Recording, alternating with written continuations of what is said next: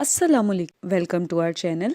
Dear viewers, एक पेशावर औरत अगर पैसा वसूल करती है तो वो इसके बदले कुछ देती भी है, लेकिन एक मर्द जब जोड़ा जहेज वगैरह की सूरत में वसूल करता है तो देखना ये है कि वो इसके बदले क्या देगा। लड़की के बाप से क्या वो ये मुतालबा नहीं कर रहा कि मैं आपके नवासे नवासी पैदा करूंगा, मुझे पलंग बिस्तर दीजिए, मैं आपकी बेटी को कमा कर खिलाऊंगा, मुझे वीजा या नकद रकम दीजिए, मैं अपने घर में इसे रहने की जगह दूंगा, फ्रिज टीवी फर्नीचर वगैरह दीजिए, मैं आपकी बेटी को बिठाकर घुमाऊंगा, गाड़ी दीजिए। ये मर्दानगी की कीमत किस तरह है, इसका अंदाजा तकरीबन 30 साल पुराने इस वाकये से लगाइए कि एक शख्स जो रक्षा खींचता था, इसने एक हाथ गाड़ी पर मेवा फरोख्त करने वाले की लड़की के लिए रिश्ता भेजा और 2000 रुपए नकद मांगे, और जब इससे वजह पूछी तो कहने लगा, अगर मैं डॉक्टर या इंजीनियर होता तो क्या आप मुझे 2 लाख नहीं देते? अगर वो मर्द हैं तो क्या मैं मर्द नहीं हूँ?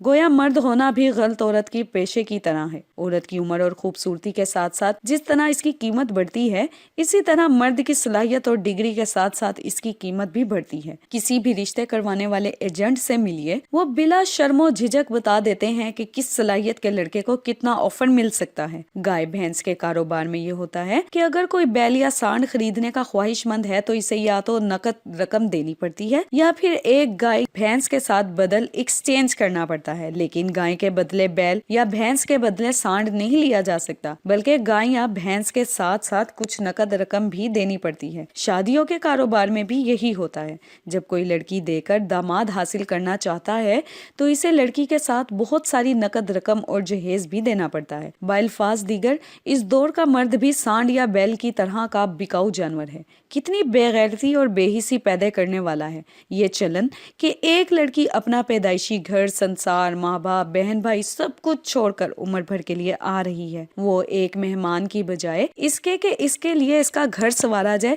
सारा साजो सामान मुहैया किया जाए, उसी से ये मुतालबा करें कि वो अपने साथ सब कुछ लेकर आए, हत्ता के बिस्तर और तकिया भी। जब पहली जचगी हो तो वो भी अपने माँ बाप के खर्च पर बच्चा जन्म दे और बच्चे के साथ साथ तोहफे भी लाए। नखरों की हद ये है कि जब वो सज धज कर दूल्हा बने तो शेरवानी या सूट भी सुसर के पैसों का हो, और मस्जिद और फिर शादी खाने तक पहुंचने के लिए सुसर इसके लिए फूलों से सजी कार भी भेजे। ये तमाम नखरे एक जमाने में मुजरा और कारोबार करने वाली हसीनाओं पर सजते थे और राजे, महाराजे और नवाब इनके नखरे उठाकर लुत्फ लेते थे। लेकिन अब वक्त के साथ साथ तहजीब बदल गई है। अब ये सब नखरे मर्द एक मुहज्जिब रिवाज के नाम पर करते हैं। जिस तरह पहले जमाने में नाचने वाले मर्दों को हिजड़े या ढोइये कहते थे, लेकिन आज ये तरक्की याफ्ता मॉडर्न फिल्म स्टार्स या हीरोज कहलाते हैं। नई नस्ल इनकी दी हुई तहजीब को फख्र के साथ अपनाती है। इसी तरह पहले जो मर्दानगी की शान थी वो अब जिस्म फरोशी में बदल गई है। बेगैरती और बेहिसी जितनी ज्यादा दिखाई जाएगी,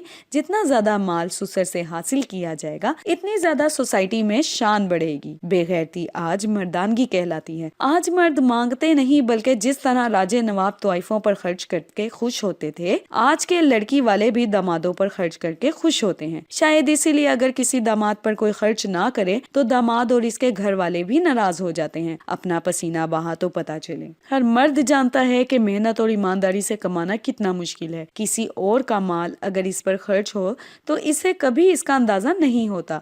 मौलाना यूसुफ इस्लाही मदीर जिक्री ने एक दिलचस्प वाकया लिखा है कि एक बाप अपने जवान बेटे को कमाने और मेहनत करने की तरगीब देते देते थक गया। बेटा रोजाना देर तक सोता, खाता पीता और दोस्तों में दिन गुजार देता। एक दिन बाप ने हुक्म दे दिया कि आज कमा कर ला, वरना शाम में घर में दाखिल मत होना। बाप बहुत सख्त मिजाज था। बेटा डर गया, सख्त परेशान हुआ। काम करने की आदत थी नहीं, कमाने के लिए कभी निकला ही नहीं था।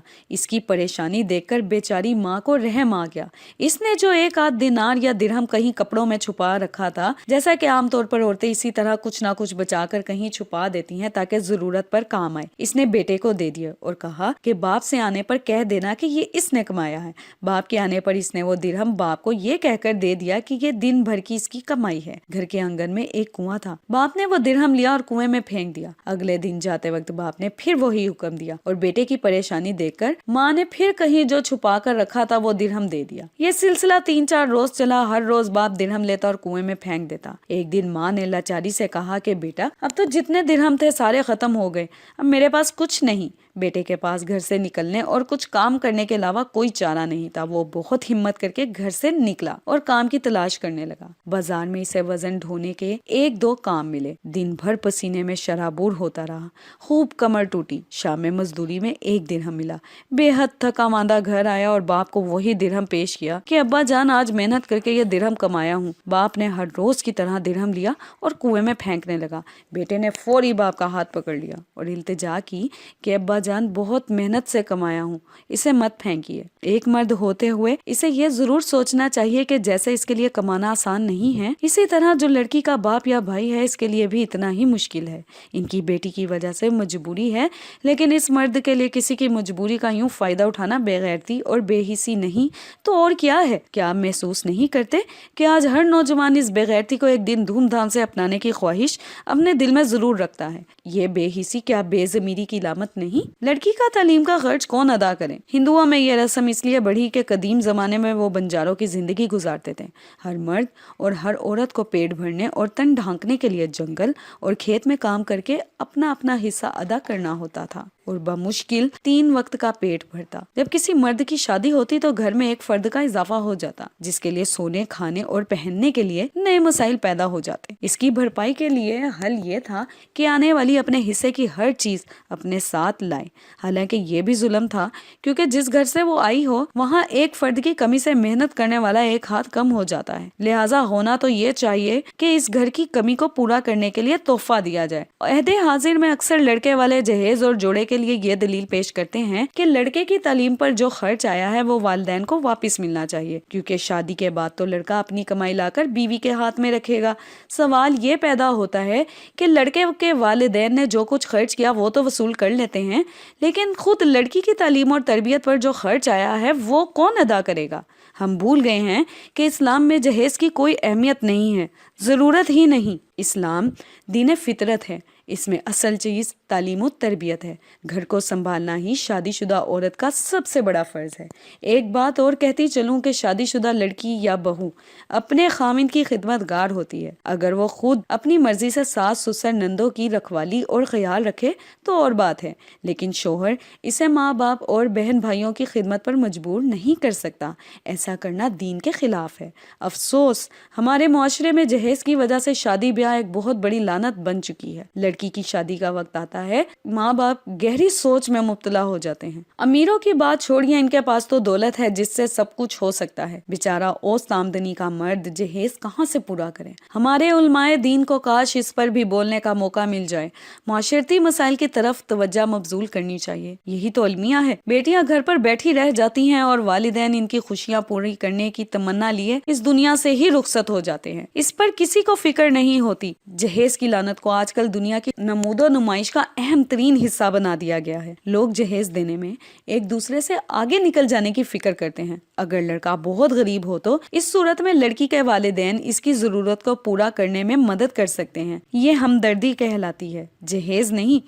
معاشرے کو جہیز کی لعنت سے پاک کرنے کا فرض ہم سب پر عائد ہوتا ہے، عالم دین ہو یا عام آدمی جسے مذہب پر دسترس نہیں، لیکن سب کو یہ معلوم ہے کہ لڑکی مالک کائنات کی نعمتوں میں ایک بے بہا نعمت ہے، پھر اسے بوجھ کیوں بنا دیا گیا ہے؟ یہ غور کرنے والی بات ہے۔ ڈیئر ویورز، امید ہے آپ کو یہ ویڈیو پسند آئی ہوگی۔ پسند آنے کی صورت میں لائک کریں، اپنے دوستوں کے ساتھ شیئر کریں اور کمنٹ باکس میں ہمیں اپنی قیمتی رائے سے ضرور آگاہ کریں، اور ایسی ہی معلوماتی اور دلچسپ ویڈیوز کے لیے ہمارا چینل سبسکرائب کرتے ہوئے ساتھ ہی موجود بیل آئیکن کا بٹن ضرور دبا دیں۔ شکریہ۔